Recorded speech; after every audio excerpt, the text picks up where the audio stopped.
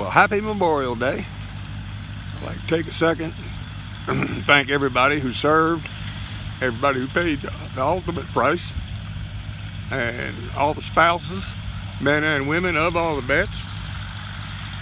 Well, we're celebrating Memorial Day this year, baling hay. This is the same field that we made last year, 4th of July. With all the rain this year, it's ready to go and trying to get it done. As you'll see later on, I came and took over all the mowing. Harold started to bale everything right here. And in the far cry, we'll go over and take a look at the new boy. We created a monster. He was the bale handler. He has since been issued a tractor key, so now he's an operator. So I guess we'll have to find another bale handler, because once you move up, you never want to go back down the ladder. Everybody with a homestead or anybody that's ever worked on a farm and baled hay will understand that comment. We'll walk over and take a look at him doing a little bit of raking. As I said before, in the rest of this video, we started cutting on Friday and Saturday, and cut it on Friday, tedded it, moved it over, rolled it over on Saturday, and we're here on Monday, going ahead baling up. We'll go over and watch the raking right quick and show you what else is going on. Well, there's Mr. Dale. He is, like I said, he's now been promoted from bale handler to chief hay tedder and hay raker. Today's the first day he's ever raked hay. Saturday was the first day he ever tedded it. He did tell me when I showed up I was going to take over the mowing. He didn't quite know that. He didn't want me to take his job, because he had finally got moved up to be tractor driver. And he's quite happy being a tractor driver versus being a bale toter.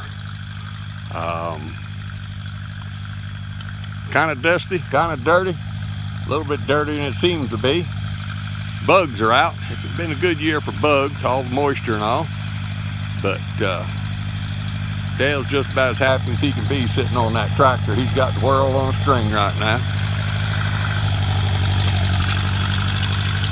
I don't quite know if he's quite mastered the operation.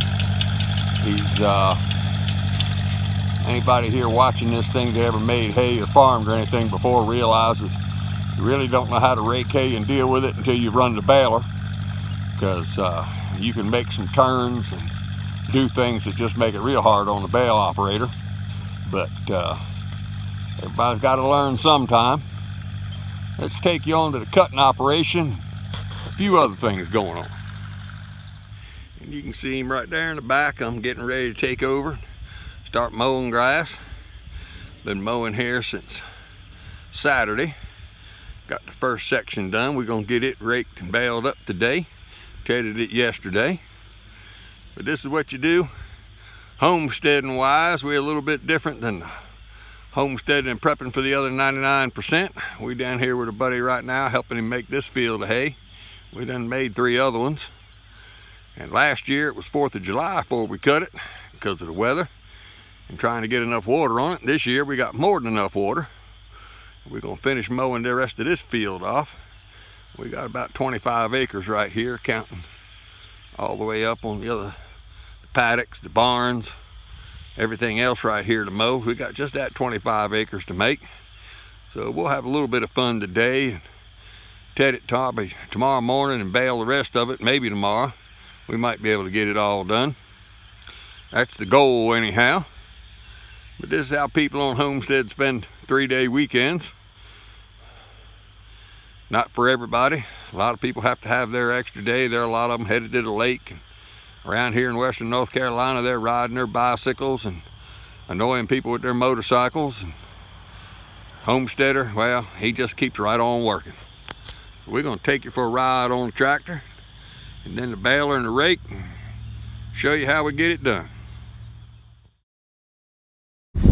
Well, here I am. I'm on the mower right now, and we're buzzing along this field. And I kind of wanted to show you this thing. It's a little bit different.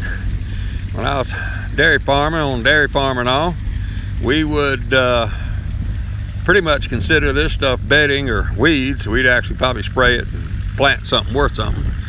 But in western North Carolina, they have a general tendency to call this stuff wildflower hay. And depending on how weed and trashy it is, it's horse hay if it's halfway decent. Then it's cow feed.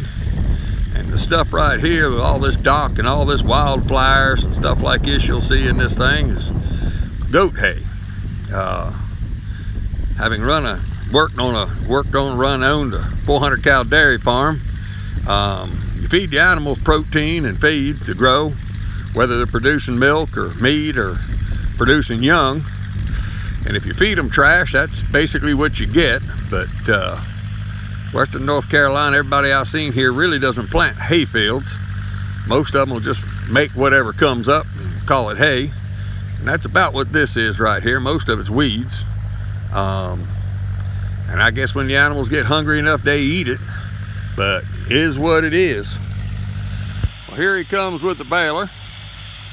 He's only shaking his head a couple times, looking at things. And he's out here in this big field right now. We got another part of the paddock over there is already raked up and done.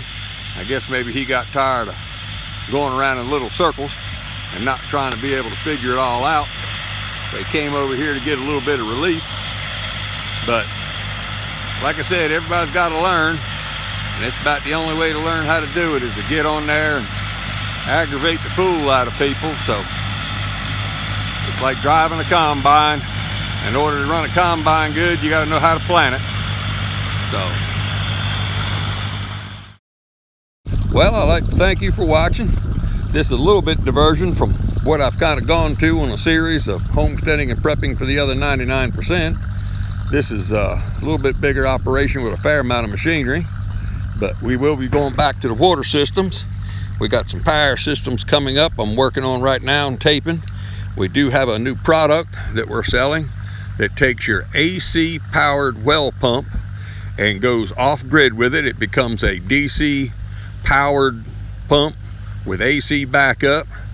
But where an AC powered pump is better for building and holding pressure, a DC powered pump, where they can do it, they're not great at it, but an AC pump is far superior.